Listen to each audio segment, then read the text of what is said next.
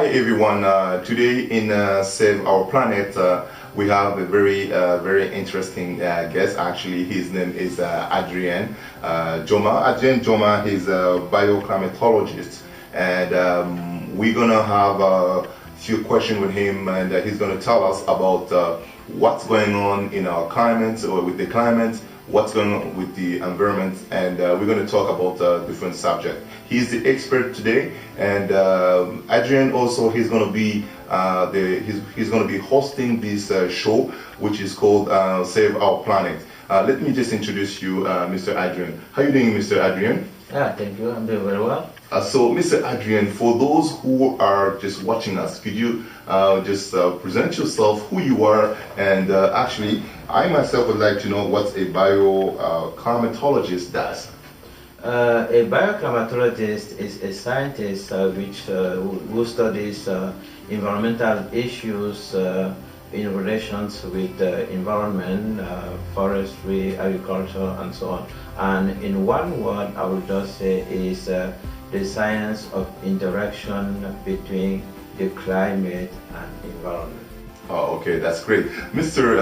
Adrien, for those who want to know, like me, myself, and others, how does somebody get to like this kind of a scientific, I would say, section, of the study, from all the study that is there, business, arts, you decided to go into that study. Why?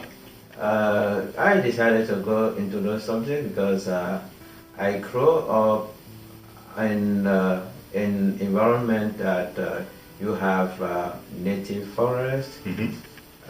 In my village, we had some areas that we were not allowed to go in the forest. And, so what's your village? Where are you coming from? I'm coming from Cameroon. Oh, from Cameroon, okay. Yeah, then it raised my attention about what we have like key elements in the forest. And Mm-hmm. then when I went to universities, I have the possibility to choose between forestries and other subjects. Then I say, okay, that's an opportunity to understand the science beyond the forest. It was like a gambling because I didn't even know what forestry means, but Yes. I wanted to understand. And then as I was studying forestry, then I realized that the forest is the key element which is sustaining our life. And then I started getting involved in environmental issues, and then I started study and going. I say I have to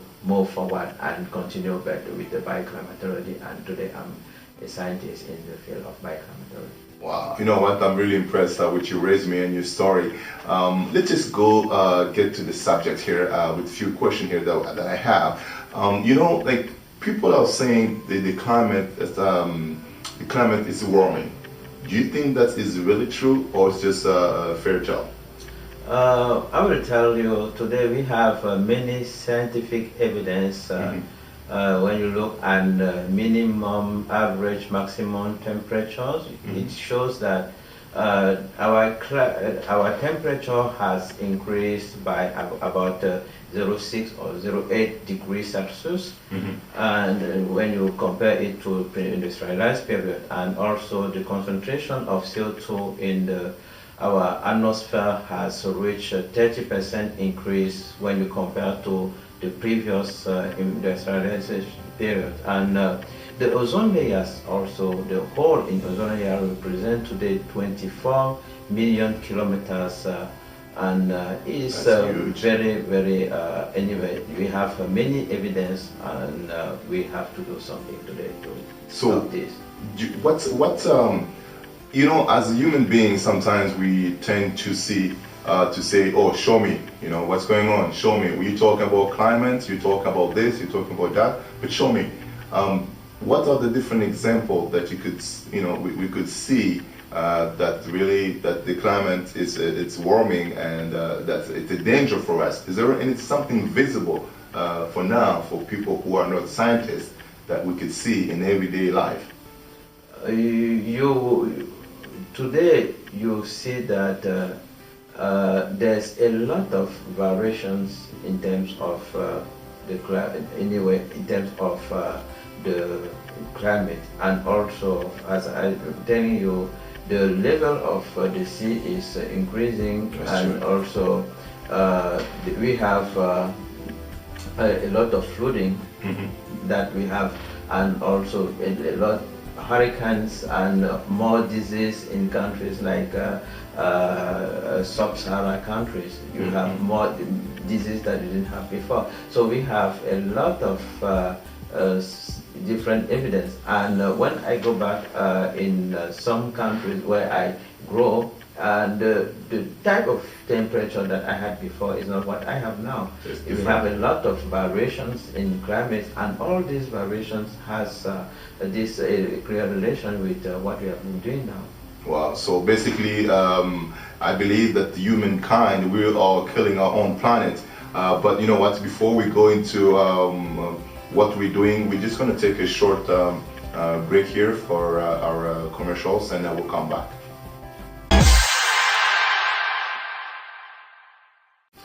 Welcome back to Save Our Planet. We have our guest here who's going to be the next person who's going to take on this show, Mr. Adrien Djomo. Mr. Adrien Djomo, he is a scientist, and his interest is into bioclimatology. So we're going to talk a little bit about the Kyoto Protocol, Mr. Adrien.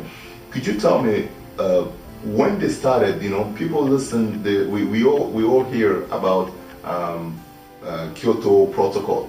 What was the end? You know, when they started the the Kyoto Protocol, and if you could, on your own words, explain to our viewers what is Kyoto Protocol. The Kyoto Protocol is the agreement that was signed in 1997 by countries to reduce globally the emissions at by 5.2% below the level of 1990.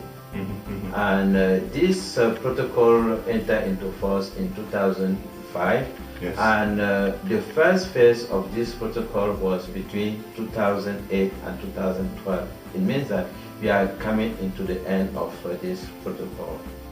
In 2012. Right? 2012. Okay. So basically, they were aiming on reducing the emission, right? To reduce the emissions. To reduce globally the emissions. So one of the things that they put in the Kyoto Protocol was that in Marrakesh in 2001, they assigned to the country that was supposed to be responsible on this significant increase on the temperature and also on the global warming, like the what they call the Annex 1 country in the Kyoto Protocol. This country has had a specific level to make sure that globally we will reach the target of reduction. And there were some mechanisms to make sure that also the countries in the south are also responsible for deforestation, to be also responsible by reducing also, because if only the countries in the northern areas make effort of reduction, and at the same time the countries in the south are making deforestation, then we are like decreasing and increasing in the other hand. It means that we are doing nothing. So it was like, right. Okay, so I want to know if in all those things, if I myself coming from an African country, I wanted to know if in all those things, protocol, like let's say the Kyoto Protocol, I believe there were some African countries, right? So I just want to know what was the African part of it. You know, what did we gain as African, and what was asked from us in terms of this pollution, about this pollution issue. What I will say is the Kyoto Protocol... Was it a good thing for us? Yes, I will say if we go in the direction on the compensation reduction, it means that the people who have polluted and continue to pollute has to pay for the one that is protecting the environment. And we have in Africa the largest or the second largest tropical forest Okay. And this forest is acting as a filter of the world. We're talking about the center of Africa. The center right? of those Africa. Couple countries, RDC, RDC, Congo, and so on. And so on. Okay. Yeah. These countries have the second largest tropical forest in the world after Amazonia. So if we say because also what we know is though they have it, the deforestation is going at a very big pace, and if they have to stop deforestation, it means that they have to lose something, and then there should be a compensation on reducing the impact of the environment, while the other countries also have to continue to make reduction. It's like a bargain. So so it could be a win-win process. Win-win process, right? So basically, our African leader wasn't just sitting there; they had to negotiate something for their, their own countries as well. But however, I noticed that we talked about Africa, but I noticed that in this protocol, the U.S. is not sitting. I mean, the U.S. didn't ratify the Kyoto Protocol. What do you think? Why the U.S. didn't ratify it, and what's going on with the U.S.? They're the biggest, right? They're supposed to be there at the table ratifying. Yeah. Why they didn't do it? I will tell you, U.S. represent more than 20% of all the emissions today. Mm-hmm. And the fact that U.S. does not ratify this protocol makes that different countries like China, they don't want to. Yeah, and it's a big issue for all the ecologists that the U.S. have to be bound. But what I will tell you is the U.S. do not want to be bound by this protocol because they still depend mostly on non-renewable energy. Yes, sir. And also, you know that the United States is one of the countries in the world engaged in the war almost in many countries. Yeah, and you know the war is very expensive, and expensive for the taxpayer, American taxpayer.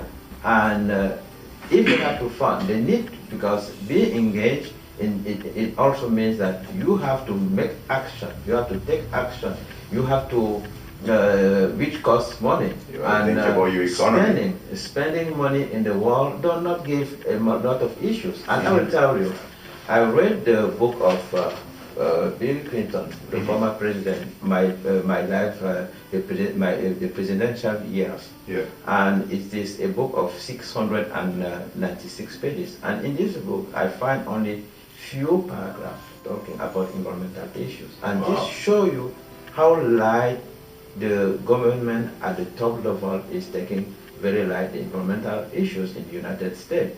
And also, do you think the newer president right now is doing the same thing, or he's doing better, or on that subject specifically? I will tell you that President Barack Obama, one of his main campaign was to bring the United States into the Kyoto Protocol. It was one of the main agenda of his campaign. But after 4 years, we are now back from Durban, and the United States has not signed the agreement. So it was not a good success. And the summit that Barack Obama was in Copenhagen was a big failure that we have had till today. So we see that the U.S. doesn't want to rectify it. That's on one end. Here, us living here in Canada, we noticed that the Canadian government, have decided to pull themselves out of this protocol. So what's going on? Why us, Canada, trying to go out? It is the same thing that Canada is trying to do. What they did not really honor Canada, because the government started, they ratified the Kyoto Protocol with the aim reducing by 6% in the year 2012. And in 2008, when they make evaluations, the emission was rather more 30% increase. It represented 735 million tons emissions.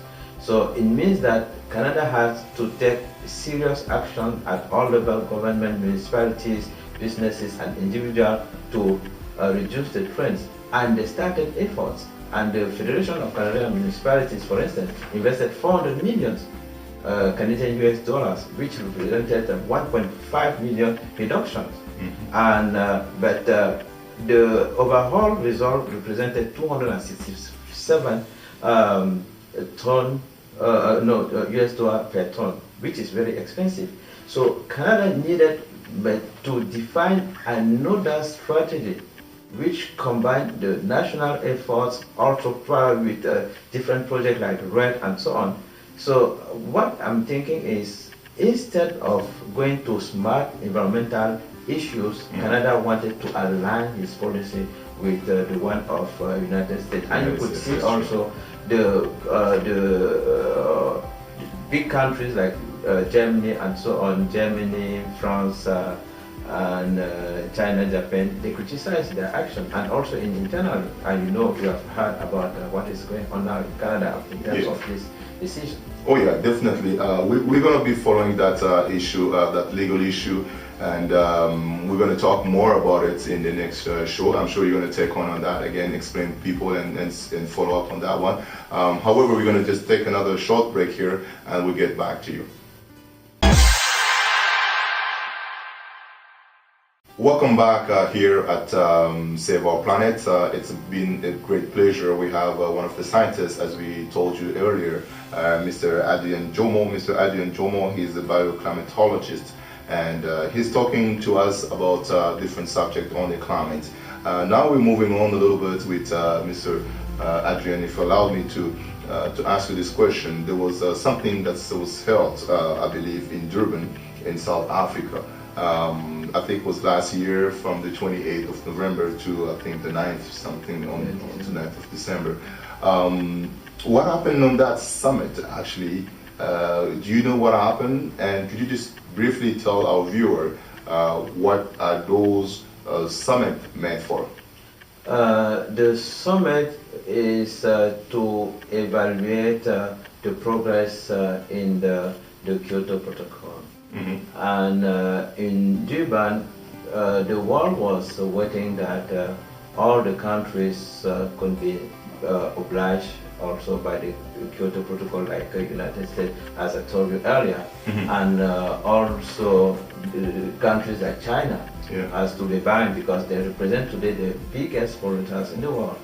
And last year in Mexico, Cancun, they decided for 100 million that they have to fund for the RED and environmental issues by the year 2020. And we were waiting also that this has to, the policy, who has to put what has to be discussed, and also the level of reduction in the new phase has to be discussed. But nothing was in terms of regulation of who has to put what was clearly said in Durban. It means that we still have to continue the discussion in Qatar next year.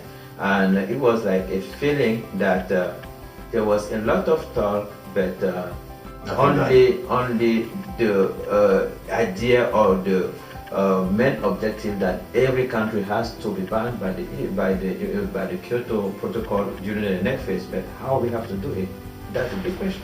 That's really indeed a big question. However, I'm very sad when I see, like there's a lot of money involved when people are going to this summit, but there's nothing going on. However, they went there because I believe, if I understood, the main purpose of this summit is to kind of evaluate a little bit what they talked about in terms of goals, reaching the target. Do you think that some of the countries have reached their targets or they didn't reach their targets? And who was the most, is it one of the reasons why Canada, did Canada reach their targets? Is it why they're pulling out themselves? Yeah, I will tell you, this is, what is clear is most of the countries in the world are concerned about environmental issues. Okay. But the big problem is many countries are like if we have to go in the fast short-term economy, we need renewable, we need non-renewable energy. And the non-renewable energy is very cost. The cost is very high. The pollution and the effect is very high, and no one wants to be buying.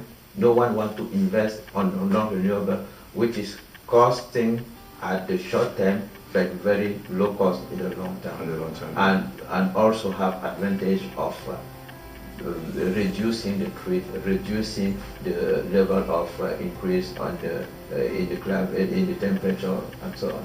So just one of my last question here, what is the implication of the African states? Because most of the times, I believe, African states are kind of follower, or either they impose things on them. And now we have Kyoto. What are the implications of the African states going forward? What can they push for going forward with this summit? What I will say is African countries need to define also a strategy to make sure that the deforestation has to be reduced, and also to make a policy to bring the other countries to understand that they need to work hand on hand, because the Africa, for instance, the Central Africa, as I told you, have the second largest tropical forest in the world, and if they have to work as the shelter of the world, it means that there should be a compensation. So the big issue is how we have to do it today. We have, there's already agreement on what they call the RED, which means reducing emission from deforestation and forest degradation. And the other thing is we need to put a clear policy, how we have to make evaluation of this, and what we have to do. And do we have also like expertise to make sure that if we invest in this project, there will not be leakage in another project. So African countries need to work. Yeah, they need to work also to the policy, to the strategy of mitigations, and then we'll do it not only by their own, because who has been responsible and the northern countries, so they have to pay part of this. They have to subsidize African countries to move forward any type of research of mitigation and reducing also deforestation, because they depend also in these resources. Wow, that's indeed very true. Mr. Adrien, thank you for opening this show here with me. I just want to leave you with the last word, that you have anything to say to our viewer. Thank you very much. It's a pleasure for me to say that we are 2012 coming to the end of the Kyoto Protocol. As I told you, in Durban, there was like a mess, because there was no real agreement or no real decisions which make that we can believe that the scientific alert that we have of climate and temperature increase could be reduced by the year 2012. And I call politicians, I call decision makers, I call businesses, I call individuals to stand up today, to look in a good direction and say, if we don't do it today, we have no future. So we have to change our habit in the consumption of our energy to make sure that we have a good future. Thank you very much. Well, thank you to you, Mr. Adrien. Thank you to all of our viewers as well for listening to save our planet. This is a show that just started, and in the next future, the next days, you guys are going to see Mr. Adrien coming to your screen and showing you different things about the climate. Actually, if you want to hear more about Mr. Adrien, he has a website. As you can see it's on the bottom of your screen, and if you need more detail, you just have to go there, and his contact and everything is there. Mr. Adrien is a scientist, as we said. He's a climatologist, and he knows a little bit more than I do into this kind of things. This was Mukendi reporting for you. Have a nice day, and we'll see you next time.